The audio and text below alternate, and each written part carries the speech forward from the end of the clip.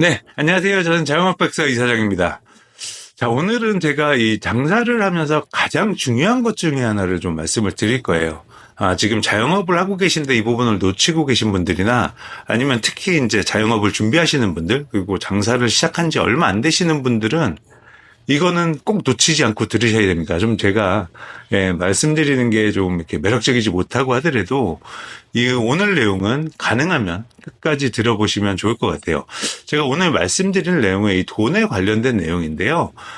이 내용은 우리가 장사를 하는데 돈을 벌기 위해서 하는 이 행위에 있어서 내가 정말 돈을 벌고 이 돈을 모아갈 수 있는데 가장 중요한 역할을 하는 내용이니까 제가 내용이 좀 길어서 가능하면 여러분이 한 번에 듣고 모든 것을 좀 파악하실 수 있게 한 번에 다 말씀을 드릴 거예요. 그래서 이거를 제가 두 편에 나눠서 지금 준비를 할 예정인데 뭐 찍어보고 나서 어떻게 될지 모르겠습니다. 그런데 이 내용은 가능하면 다시 한번 말씀드리지만 끝까지 한번 들어보시면 여러분한테 큰 도움이 될 거라고 저는 생각을 합니다. 한번 믿어보시고 들어보세요. 네. 그리고 구독이랑 좋아요. 네. 자, 그러면 오늘 내용 한번 시작을 해볼게요. 자, 첫 번째, 이 매출과 순이익의 관계에 대해서 여러분이 좀 생각을 해보셔야 되는 부분이 있습니다. 우리가 이렇게 보통은 보면 가게 매출을 굉장히 중요하게 생각하시는 분들이 계세요. 당연히 중요합니다. 중요한데 저는 이 매출과 순이익의 관계를 나무와 열매의 관계라고 생각을 해요. 무슨 얘기냐면, 우리가 나무가 작으면, 그 나무에 열리는 열매도, 작거나 적을 수 있겠죠. 그렇죠? 그래서 우리가 보통은, 이 나무를 키우려고 굉장히 노력을 많이 합니다. 그리고 평소에도 이 나무에 굉장히 신경을 많이 써요. 그게 우리가 생각하는 일반적인 명목적으로 생각하진 않아도 이 나무가 튼튼해야 열매가 크고 맛있게 열린다라는 그런 일반적인 통념에 좀 사로잡혀 있는 부분이 있습니다. 그런데 나무가 튼튼하고 크게 자란다고 해서 열매가 맛있고 큰 게 열리는 거는 꼭 그런 건 아니라는 거죠. 제가 이 말씀을 왜 드리냐면 우리가 보통 장사를 할 때는 매출에 굉장히 많이 신경을 쓰게 됩니다. 매일 포스를 눌러보고 오늘 얼마 팔았나 이런 거를 굉장히 신경을 쓰게 되는데 그렇다고 해서 이 열매인 순이익이 커지는 거랑은 조금 다른 차원의 문제라는 거예요.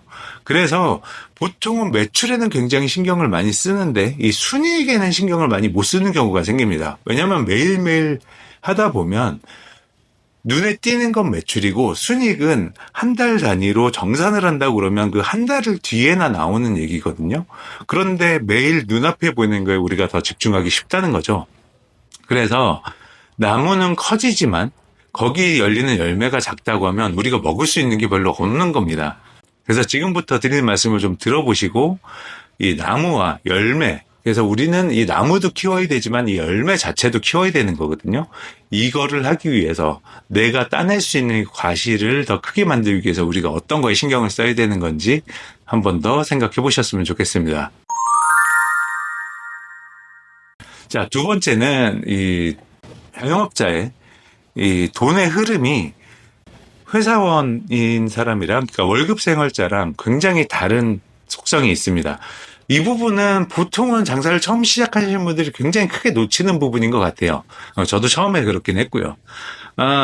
보통 우리가 이제 자영업을 하게 되면, 손님들이 결제를 하시는데 현금 결제를 하실 땐 바로 현금이 들어오긴 하지만 요새는 뭐 거의 95% 이상은 다 카드를 쓰세요. 카드로 결제를 하시면 보통 결제일이 한 이틀 정도 지나고 나서 돈이 통장으로 들어옵니다.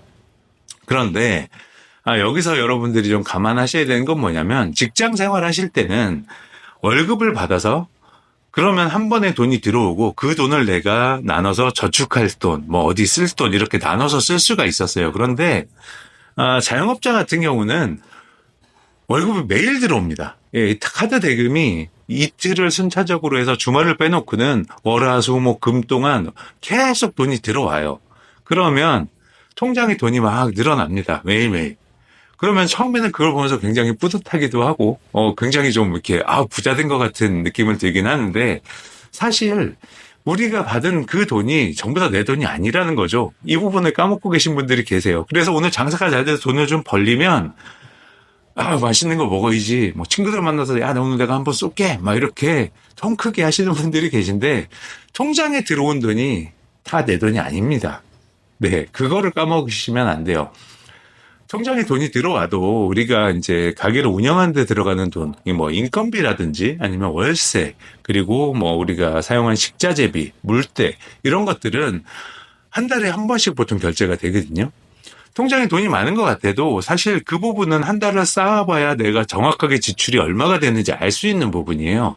그래서 돈을 막 쓰다가 막상 월말이 됐는데 현금이 마르는 경우도 생깁니다. 특히 초반에 장사가 좀 잘 되다가 월 초에 장사가 잘 되다가 중반 이후에 뒤쪽에 가서 장사가 좀 이렇게 매출이 좀 떨어질 경우에는 들어오는 돈이 현저하게 좀 줄어드는 경우도 생기거든요.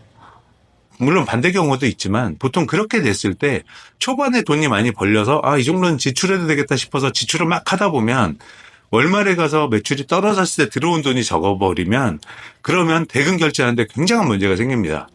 네, 그 부분은 장사를 해보지 않은 분은 잘 모르실 거예요. 그런데 그런 부분이 있기 때문에 자영업을 지금 준비하시는 분들이나 초보 사장님들 같은 경우는 물론 이미 느끼고 계신 분도 계시겠지만 이 부분은 꼭 머리에 넣고 숙지를 하고 계셔야 됩니다.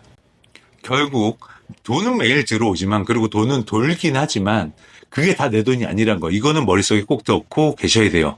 이거를 놓치시면 나중에 대출을 받아야 되거나 아니면 흑자 도산이라는 걸 할 수도 있어요. 이게 그냥 쉽게 그렇게 넘어갈 문제는 아닌 거예요. 자, 그러면 우리가 이 부분을 이제 좀 말씀드린 두 가지 경우를 좀 피하기 위해서 우리가 해야 될 이런 액션에는 어떤 것들이 있을까? 가장 먼저 제가 추천드리는 건 일단 통장에 관한 문제입니다. 우리가 사업자를 내고 업장을 하게 되면 이 사업자 통장을 하나 만들게 되는데요. 보통은 통장이 기본적으로 두 개는 생기실 거예요. 하나는 이 사업자 전용 계좌, 그러니까 카드 대금이 들어오는 그런 통장이 있을 거고요. 또 하나는 주류 거래하는 통장이 보통 두 가지, 요거는 가장 기본적으로 만들어야 됩니다.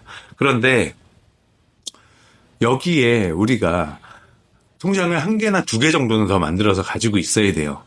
왜 그러냐면 제가 아까 말씀드린 것처럼 이 카드 대금이 입금되는 통장은 매일매일 돈이 쌓입니다.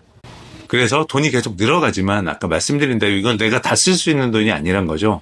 그래서 월말에 결산을 하거나 할 때 이 사업자 계좌에 있는 돈과 여기서 내가 월급으로 가져야 될 돈을 다른 통장 하나에 옮겨서 이체를 하고 내 생활비나 이런 비용들은 내 개인적인 비용들은 나머지 통장에 새로 만든 통장에다 이체를 한 다음에 이 통장에서만 집행을 하셔야 됩니다.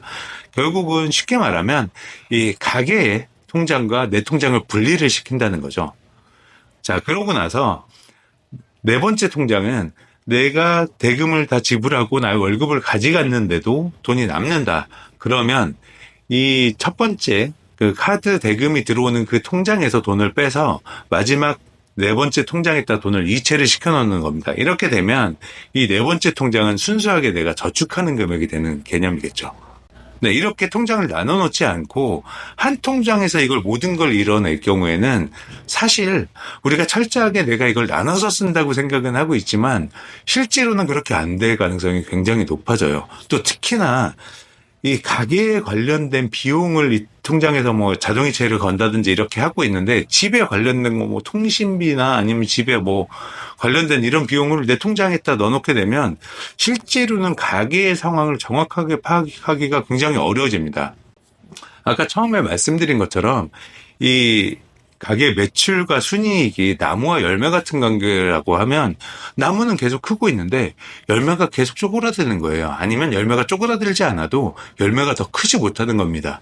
양분을 다른 데 뺏기고 있기 때문이죠. 그래서 이 나무가 지금 건강한지 아니면 병들었는지 뭔가 손을 대야 되는 건지 이런 부분을 판단할 근거가 없어지는 겁니다. 그래서 꼭 통장을 나눠서 사용처별로 통장을 나눠서 돈을 나누고 그리고 그 안에서 집행이 되도록 하는 게 가장 중요한 일 중에 가장 첫 번째 해야 되는 일 중에 하나라고 할 수 있습니다.